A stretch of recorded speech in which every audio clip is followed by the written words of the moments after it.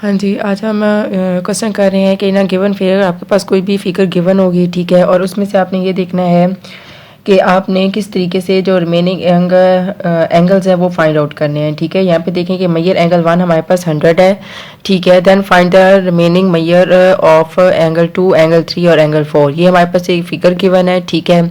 इसमें से ये जो एंगल 1 है ये हमारे पास गिवन है, लेकिन जो बाकी एंगल्स हैं वो हमारे पास गिवन नहीं है, तो हमने सबसे पहले इनको फाइंड आउट करना है, ठीक है। तो हम इसका सोल्यूशन लिख लेते हैं कि मैयर एंगल जो 1 है वो हमारे पास 100 सेंटीग्रेड है, ठीक है। मैयर एंगल 1 और जो मैयर एंगल 3 है ये, ठीक है, ये आपस में बराबर है। कैसे बराबर है? वर्टिकल ऑपोजिट लिख देते हैं, वर्टिकल ऑपोजिट एंगल, ठीक है। यानी शॉर्ट फॉर्म में मैं इसको लिखूंगी VOA। वर्टिकल ऑपोजिट एंगल की वजह से ये जो एंगल 1 है और एंगल 3 है ये देखें ना आपस में सामने सामने है, तो ये वर्टिकल ऑपोजिट एंगल है, एक इधर है एक इधर है, तो ये हमारे पास वर्टिकल ऑपोजिट एंगल है। इस वजह से ये दोनों एंगल 1 और 3 आपस में सेम है। तो जब मैयर एंगल 1 हमारे पास 100 है, हम इसकी जगह पर 100 पुट करते हैं, 100 डिग्री, और मैयर एंगल 3 आ जाएगा। तो मैयर एंगल 3 हमारे पास 100 डिग्री आ गया और मैयर एंगल 1 भी हमारे पास 100 डिग्री आ गया, ठीक हो गया। हाँ जी, अब हम देखते हैं कि अगली चीज़ हमने क्या फाइंड आउट करनी है। मैयर एंगल 2 फाइंड करना है और मैयर एंगल 4 फाइंड करना है, लेकिन इस फिगर में देखिए ना ही हमारे पास मैयर एंगल 2 मौजूद है और ना ही हमारे पास मैयर एंगल 4 मौजूद है। अब हमने क्या करना है, अब हमने ये देखना है कि हमने कौन से एंगल को लें कि जिसके ज़रिए हमारे पास मैयर एंगल 2 निकले। जब मैयर एंगल 2 हमारे पास निकल आएगा तो हमारे पास मैयर एंगल 2 और मैयर एंगल 4 आपस में वर्टिकली ऑपोजिट होंगे और ये इक्वल आ जाएंगे। हाँ जी, सबसे पहले हम लोग ये फाइंड आउट करते हैं कि मैयर एंगल 2 हम लोग कैसे निकालें, ठीक है। अब आप क्या करें कि यहाँ पर इस तरीके से हाथ रख लें ऐसे करके, ठीक है, और ऊपर देखें कि एंगल 1 प्लस एंगल 2 है, एक सीधी लाइन है। सीधी लाइन जो हमारे पास होगी ये हमारे पास 180 की होगी, ठीक है। देखें ना, एक ये लाइन है जिसको मैंने कह दिया ये D है और ये C है, और ये हमारे पास जो एंगल 1 है ये एंगल 2 है, ठीक है।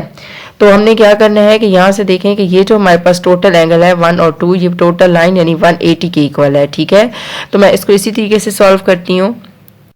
तो इसको मैं कैसे सॉल्व करूंगी? इस तरीके से सॉल्व करूंगी कि मैं लिखूंगी Maihar angle 1 plus Maihar angle 2 ये इक्वल आ जाएगा 180 के। स्ट्रेट लाइन का जो एंगल होता है वो 180 होता है, ठीक है। मैयर एंगल जो 1 है वो हमारे पास 100 है, प्लस मैयर एंगल 2 आ जाएगा इज इक्वल टू 180।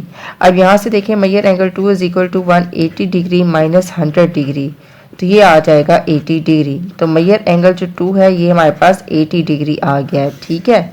अब देखें कि एंगल जो 2 है वो एंगल 4 इसके वर्टिकल है, तो मैं लिखूंगी कि मैयर एंगल जो 2 है वो इक्वल है मैयर एंगल 4 के वर्टिकल ऑपोजिट और एंगल। इसकी मदद से ये हमारे पास क्या हो जाएगा, दोनों बराबर हो जाएंगे। तो हमारे पास जो मैयर एंगल 2 है वो हमारे पास 80 है और मैयर एंगल जो 4 है वो भी हमारे पास 80 आ जाएगा, ठीक है।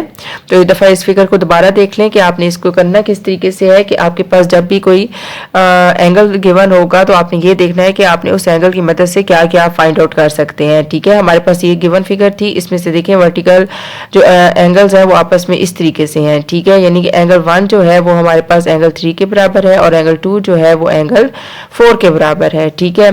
तो हमारे पास क्या आ जाएगा कि हमारे पास जो एंगल 1 है वो 100 है, तो एंगल 3 भी 100 आ जाएगा। मैंने कंडीशन लिख दी है वर्टिकल ऑपोजिट एंगल, ठीक है। और एंगल 2 और एंगल 4 आपस में इक्वल आएंगे, लेकिन इनकी वैल्यूज नहीं थी, तो हमने क्या करना है, पहले एंगल 2 इसकी मदद से यानी कि इस लाइन को या हटा दें या इस लाइन को हटा दें तो आपके पास कोई वैल्यू आ जाएगी, ठीक है। तो मैंने इस वाले को, इस पोर्शन को हटा दिया है, इस पोर्शन को, सिर्फ ऊपर वाले पोर्शन को मैंने यहाँ ड्रॉ किया है। तो एंगल 1 और एंगल जो 2 है इन दोनों को जब मैंने ऐड किया तो वो 180 के इक्वल आया है, ठीक है। जब वो 180 के इक्वल आया है तो मैंने क्या किया है कि मैयर एंगल 1 की जगह पर 100 पुट किया है, 2 इसी तरह लिखा है, 180 भी इसी तरह लिखा है, और ये जो 100 है वो दूसरी साइड पे जाकर इसने सब्ट्रैक्ट हो जाना है और ये 80 आंसर देगा। तो मैयर एंगल जो 2 है वो 80 आ गया है।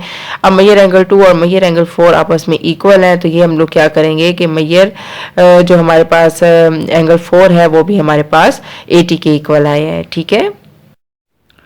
हाँ जी, in the given figure A B हमारे पास जो है वो पैरेलल हमारे पास है सी डी के। यहाँ पे देखें कि ये जो हमारे पास ए बी रे है और ये सी डी रेज है, ये हमारे पास क्या है कि एक दूसरे के पैरेलल है। पैरेलल लाइन वो वाली होती हैं, यानी ये जो सैंपल होता है ये हमारे पास पैरेलल का होता है, ठीक है। पैरेलल एंड वर्ड लाइन्स होती हैं जो कि आपस में मीट नहीं करती हैं। और जो मेजर एंगल 2 है वो हमारे पास 45 है। Find the remaining angle. अब 1 4 3 5 6 7 8 ये सारे एंगल हमने फाइंड आउट करने हैं, ठीक है। तो हम इसका सोल्यूशन देखते हैं कि मेजर एंगल जो 2 है वो हमारे पास है 45, ठीक है। तो मेजर एंगल जो 2 और मेजर एंगल जो 4 है ये आपस में बराबर हैं। ये देखें, ये आपस में बराबर हैं। किस वजह से बराबर हैं? वर्टिकल ऑपोजिट एंगल की वजह से ये बराबर हैं, ठीक है। तो हमारे पास जो मेजर एंगल 2 है वो हमारे पास 45 है, तो मेजर एंगल जो 4 है ये भी हमारे पास 45 है, यानी कि 2 एंगल आ गए। बात समझ आ गई होगी आपको, ठीक है। अच्छा, अब यहाँ पर देखें कि अब हमने क्या करना है कि ये मैंने एक लाइन ड्रॉ की है, ये ठीक है, और ये है, ये हमारे पास 1 एंगल है, ये 2 एंगल है। इन दोनों एंगल्स को मैंने कर देना है जमा, मेजर एंगल 1 प्लस मेजर एंगल 2, ठीक है, 180 आ जाएगा। तो मेजर एंगल जो 1 है ये तो हमने फाइंड आउट करना है, ये 45 डिग्री आ जाएगा और ये 180 है। तो मेजर एंगल जो 1 है वो 180 में से 45 को हमने सब्ट्रैक्ट करना है, तो 135 डिग्री आ जाएगा। ये मेजर एंगल 135 डिग्री आ जाएगा, ठीक है। अब यहाँ पे देखें कि जो मेजर एंगल 1 है और जो मेजर एंगल 3 है वो आपस में बराबर हैं, ठीक है। तो हम लिखेंगे मेजर एंगल 1 इक्वल है मेजर एंगल 3 के वर्टिकल ऑपोजिट एंगल की निस्बत, तो मेजर एंगल 3 भी 135 आ जाएगा, ठीक हो गया। अच्छा, अब ये वाली हमारे पास पोर्शन कंप्लीट हो गया। अब हमारी इसकी बारी है, तो इसकी बारी है तो हम क्या करेंगे, मेजर एंगल जो 2 है मेजर एंगल 6 के इक्वल है। हम लिखेंगे मेजर एंगल 2 मेजर एंगल 6, ये कौन सा एंगल है? कॉरिस्पॉन्डिंग एंगल, ठीक है। तो मेजर एंगल जो 6 है ये भी हमारे पास 45 आ जाएगा, ठीक है। अब मेजर एंगल जो 6 है वो मेजर एंगल 8 के बराबर है। मेजर एंगल 6 मेजर एंगल 8 के बराबर है वर्टिकल ऑपोजिट एंगल में से, तो मेजर एंगल 8 ये पासुलेट होगा, तो मेजर एंगल 8 भी हमारे पास 45 डिग्री आ जाता है, ठीक है। अब यहाँ पर 5 और 7 रह गया है, ठीक है। अब हमने इसी तरीके से ये मैंने लाइन एक ड्रॉ की और यहाँ पर एक लाइन ड्रॉ की, ठीक है, एक लाइन यहाँ पे ड्रॉ की। ये हमारे पास मेजर एंगल 5 है और ये 6 है, तो मेजर एंगल जो 5 है और मेजर एंगल जो 6 है वो हमारे पास 180 के बराबर है। अब मेजर एंगल जो यहाँ पर देखें कि 6 हमारे पास है वो 45 है, ठीक है। मैं यहाँ लिख लेती हूँ कि जो major angle 5 plus 45 is equal to 180। तो मेजर एंगल जो 5 है वो 180 में से 45 को सब्ट्रैक्ट करना है, तो 135 आ जाएगा, ठीक है। ये मेजर एंगल 5 हमने निकाला है, ठीक है। तो मेजर एंगल जो 5 है मेजर एंगल 5 वो बराबर है मेजर एंगल 7 के, ठीक है। तो ये वर्टिकल ऑपोजिट एंगल की निस्बत बराबर है, तो मेजर एंगल जो 7 है ये भी 135 के इक्वल आ रहा है, ठीक है। अब ये जितने भी मैंने सर्कल लगाए इससे आपको क्लियर हो जाएगा कि यहाँ पे मैंने किया क्या है। मैंने एक पेज पे ही सारा कुछ कर दिया ताकि आपको इजीली समझ आ जाए, ठीक है। अगर आप स्क्रीनशॉट लेना चाहें तो पहले आप इसका स्क्रीनशॉट ले लें ताकि मैं फिर आपको ये बता सकूं कि आपने आगे करना क्या है, ठीक है। हाँ जी, अगर आप मेरे चैनल पे नए हैं और अभी तक मेरे चैनल को लाइक और सब्सक्राइब नहीं किया तो काइंडली मेरे चैनल को लाइक और सब्सक्राइब कर दें। और अगर आपको मेरी वीडियोस अच्छी लग रही हैं तो अपने फ्रेंड और फैमिली के साथ ज़्यादा से ज़्यादा शेयर करें, और आप मेरे इंस्टा पे भी फॉलो कर सकते हैं। हाँ जी, अब यहाँ पे देखें कि इसके दो हमारे पास पार्ट हैं। पहला पार्ट हमने सबसे पहले सॉल्व किया, यहाँ पे देख सकते हैं मेजर एंगल 2 हमारे पास 45 है, मेजर एंगल 2 और मेजर एंगल 4 ये आपस में हो गए वर्टिकल ऑपोजिट एंगल पोस्टुलेट के मुताबिक बराबर, ठीक है। तो मेजर एंगल 4 भी 45 आ जाएगा, ये मैंने निकाल लिया, ठीक है।